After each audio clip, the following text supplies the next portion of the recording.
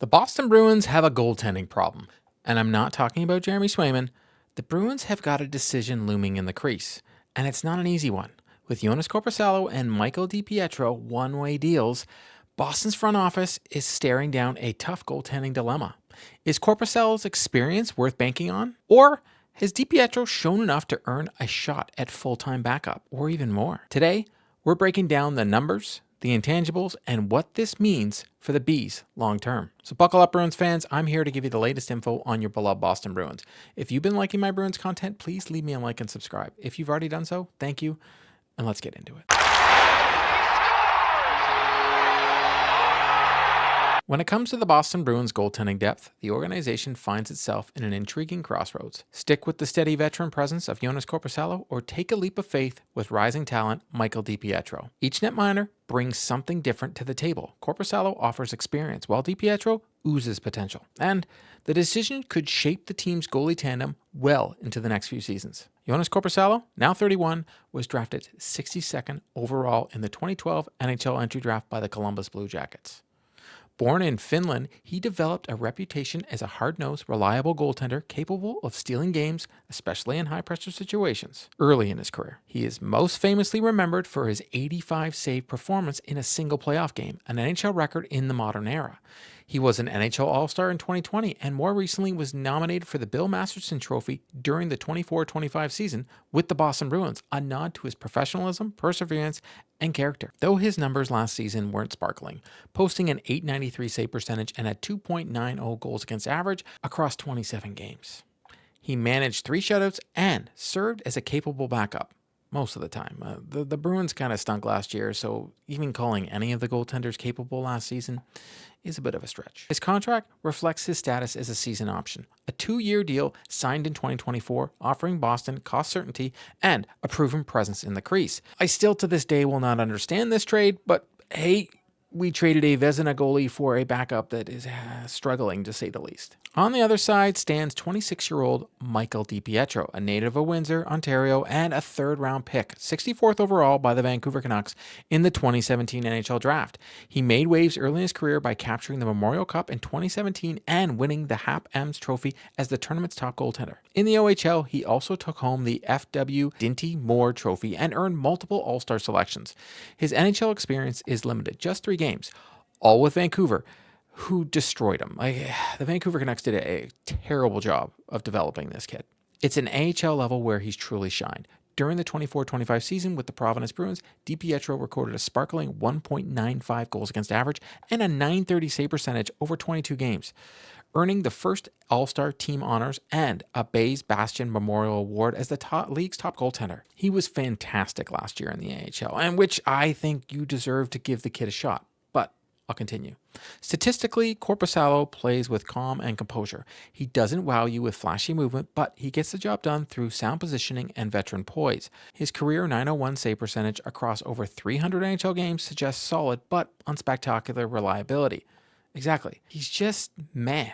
He's also known for being a workhorse who can handle heavy workloads. Just the Bruins didn't seem to think so last year. A quality any coach appreciates when the schedule tightens. However, inconsistency has followed him, and his recent numbers indicate he may be past his peak, even if he remains serviceable. His numbers tell me that he's going downhill and fast. He truly hasn't been good besides early on in his career. It's kind of crazy when you look at it. DiPietro, by contrast, plays a more athletic reaction style. He's quick laterally, aggressive in the crease, and battles hard, traits that helped him dominate in the AHL. That said, his NHL sample size is almost non-existent, and his debut, where he gave up 7 goals, still haunts his early profile. Then again, Vancouver just put him out, and it was like they put a lamb to slaughter. But time and seasoning have cleverly done wonders. His recent success in Providence, combined with his just 2-year one-way contract worth $1.625 million, suggests the Bruins see him as a more than just an AHL depth. The contract also has a wrinkle. Waiving or demoting DiPietro is now more complicated, and it might signal Boston is prepping to elevate him into a full-time NHL role. If the Boston Bruins waive him, any team can claim him. Bruins now must weigh experience against upside. Korpisalo brings playoff pedigree and steadiness. DiPietro brings energy, youth, and perhaps more importantly, cap flexibility. Not as much, though. It's almost a wash. If say you put Korpisalo down in the minors, your cap relief gets taken up by DiPietro's contract. The only way you're going to get cap flexibility is if you move on from that Korpisalo contract and trade him. And unfortunately, right now, I think the Bruins would have to add to get rid of him. The market for him obviously isn't that good right now. The numbers favor DiPietro in recent performance, but they also come with an asterisk of being compiled in the NHL. On the flip side, Korpisalo's NHL metrics are trending downward. Yet, he's faced real NHL shooters consistently for a decade. Both goalies have their pros and cons. Korpisalo's age and contract are manageable, but his on-ice performance has slipped. DiPietro, max NHL reps, but just completed an MVP caliber AHL season. Their stylistic contrasts also impact the team. One is a calm positional goaltender, the other a mobile, risk-taking athlete. And while Korpisalo has no plans to request a trade, at least we don't know it right now. We know he's unhappy, but we don't have confirmation that he's requested a trade. The pressure of a young goalie on a one-way deal could make for an awkward crease situation if DiPietro shows well in training camp. What complicates matters further is Boston's long-term view. Jeremy Swayman is locked in as the number one goalie. So the Bruins are essentially choosing who will serve as the most reliable and economical backup for the next season or two.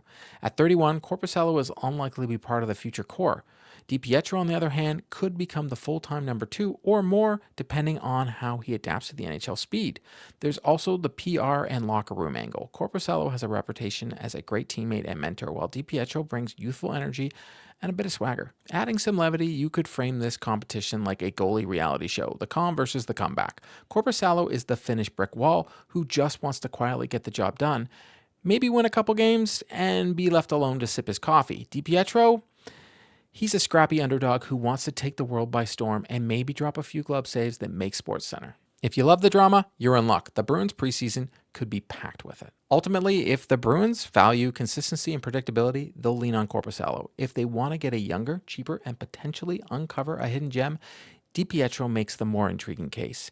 If the Bruins do choose Korpisalo, they most certainly will lose DiPietro on waivers for nothing. This is no secret. Jeff Merrick spoke about it on a recent episode of The Sheets. Edmonton is looking for goaltending help, and Vancouver wasn't willing to accommodate them and move Arthur Seelovs to Pittsburgh instead of their team in their division. To this day, I'll never understand why teams don't move players in the division. If you don't want him on your team, why do you think he will burn you being on the other team? Just get the best deal available. I'm not saying that Edmonton offered the best deal, but there were rumors that Edmonton was interested and Vancouver just didn't want to get the deal done with Edmonton. DiPietro is an easy claim for Edmonton if Boston decides to go with Korpisalo as the backup. And while this may not be a debate that shakes the league, for the Bruins' backup spot, it could mean the difference between a safety net and a springboard. The Bruins could go into the season down their AHL starting goalie and riding a backup who consistently underperformed and sacrificed their future. So, Bruins fans, buckle up. The goalie fight is on, and it might just steal the show this fall. The next thing I want to discuss is the Boston Bruins schedule has been released, and I wanted to highlight some key dates. I realize the schedule isn't all that exciting, but I wanted to mention to it to keep everybody up to speed. The Bruins start the year on a back-to-back with Washington on the road and Chicago the next night for the home opener. So we get Ovi, Game 1, and we get Bedard, Game 2. So most likely we get Swayman against Washington, and then whoever the backup is for Game 2. Don't know if this is good news yet, but the Bruins do spend a lot of time at home to start the season, so let's hope for some home crowd magic. They also get their Western road trip over early in November, and if you look at the schedule, it's not that bad. Pretty much the month of February off because of the Olympic break. I would suspect that Charlie McAvoy, Jeremy Swayman, David Pastrnak, and Elias Lindholm will all participate in the Olympics. We might have other players, but just those are the guys off the top of my head. Some other key dates to look at. We don't have to wait long for Brad Marchand to come back to Boston because on October 21st, Marchand returns with the Florida Panthers. And again, don't have to wait long as well. November 11th, Brandon Carlo returns to Boston. And then this one, I'm Carlo and Marchand, I think you're definitely going to get a standing ovation. I think the standing ovation for Marchand, it's not going to be like Zdeno Chara coming back in Game 5 in 2019, but I think it's going to be extremely loud when that guy comes back. This will be an interesting one. Montgomery returns on December 4th. I don't think fans dislike him, but with the insinuation that he pretty much was already out the door, I'm wondering if there's a mix or just not as loud as a standing ovation for the guy. Frederick returns on December 18th. I'm sure it'll be loud, but meh. I don't know. Every player gets a video these days, so Frederick's back on December 18th. Coyle returns to Boston on February 26th. I actually think this will be pretty loud, probably louder than what Frederick or Carlo will get because, hometown boy. And then the last thing to mention is the Stadium Series versus Tampa on February 1st. Then they have one game against the Florida Panthers, and then you have that Olympic break. So for the Bruins, they get to go out to Florida. Unfortunately, get some sunshine. We all know if they like to party that they'll probably end up stinking out the joint for 2 games. But it is what it is. We get a great Stadium Series. I can't wait to find out what the jerseys look like. And then they get a little bit of a break. The last thing I want to touch on is something that I spoke about in a previous video that I thought was going to go the other way, but unfortunately, the NHL GMs had decided to keep the decentralized draft format, and the reason being is simple: money. It turns out that the owners really like not having to spend money to send anybody to LA this year for the draft, and yes, it was an absolute nightmare. It was a trash fire. Let's be honest here. It was terrible to watch. It was painful. You couldn't hear, Sweeney or Neely when their pick was made when they were trying to talk to James Hagens. It was just a travesty. And I'm really hoping that, it's going to happen. They're going to be doing this thing. And I don't think it's great for the fans. I was listening to the sheet, and actually I really like this idea that maybe each team should do a open up the arena and have the fans come so they can do a draft party at every arena across the league, and then maybe the player can be on the jumbotron and talk to them after, not on live television. My hope is that because we know we probably won't be doing this Teams call that did not go well, what'll probably happen is it'll go quicker because the draft was absolutely terribly way too long last year. It was just painful to watch. I feel bad for the kids because they lose that. It's something special to be called up, go up to the stage and meet the GM and do the whole hoopla. That's gone. So they're probably just going to have either somebody call them up, or somebody up on the stage, and these guys are just going to go up, put the jersey on, and walk off the stage and do everything behind the scenes, or maybe do a quick media junket. But I really hope to get away from this crazy video wall that just didn't work out.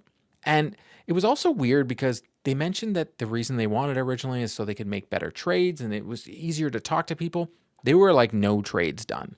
And some of the GMs said it was a lot difficult because they weren't on the floor and they didn't see the people and spark these conversations. So maybe the GMs can learn from this. Maybe they can figure out a way to get each other on the phone, but it just seemed everybody just went and did their business. So it lost a little of the pizzazz. It's the things I like about the draft.